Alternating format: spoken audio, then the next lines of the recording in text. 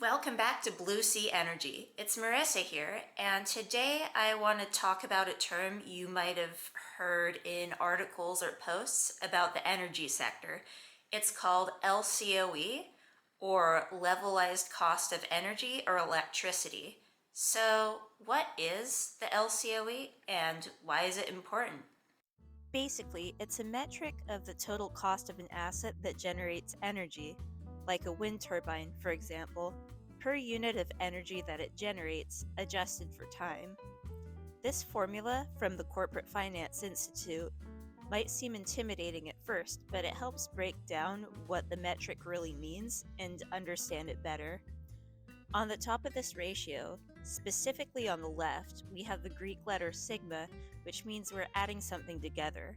On the top, we're adding an asset's total investment costs, its total operating and maintenance costs over its lifetime, and its total fuel costs if necessary. For example, if the asset is a coal plant, the cost of the coal would be factored into the equation in the form of FT.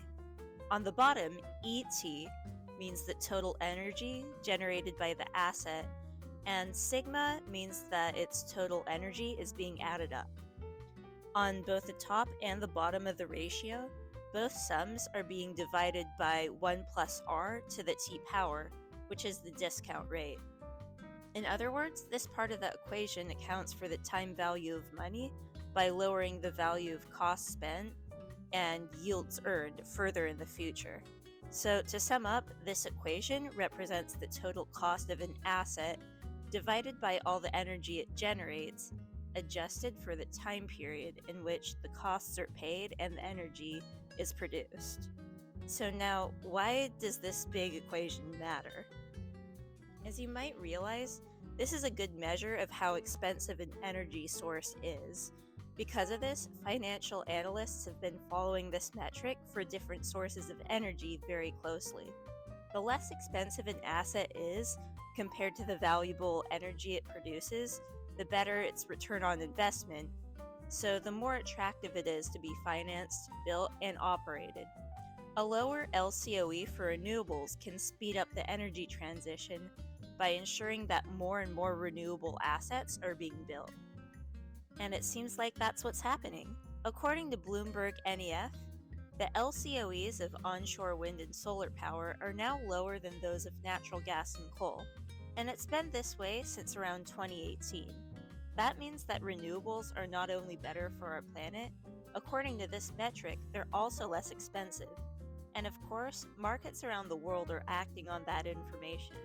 The International Energy Agency says that energy capacity, meaning energy that's able to be generated, added by new renewable projects in 2023 jumped by almost 50% compared to the year before.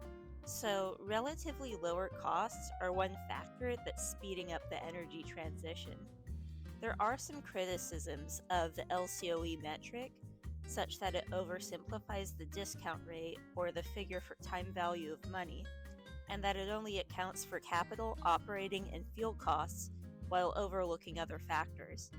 But it seems to be a good benchmark for comparing the costs of energy sources, especially over time. If you found this video informative, please feel free to like and subscribe. And if you have any thoughts on the LCOE metric or something related to it, please comment down below. You can also check out my video on some big renewable projects scheduled to come online this year. And as always, have a great day and stay positive.